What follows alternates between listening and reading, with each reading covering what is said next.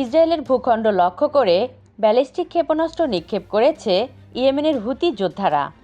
এর পরপরই ইসরায়েলের রাজধানী তেল আবিবের বেন গুরিয়ন বিমানবন্দরের সব ফ্লাইট স্থগিত করা হয়েছে।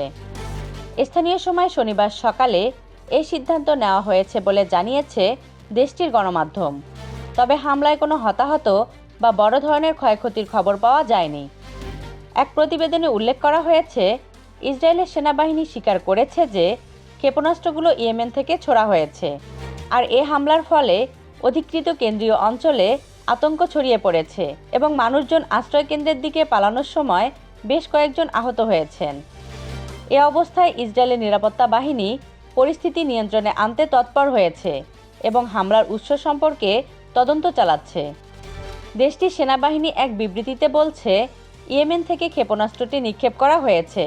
ক্ষেপণাস্ত্রটি তার লক্ষ্যবস্তুতে পৌঁছানোর আগেই সেটিকে আটকানো হয়।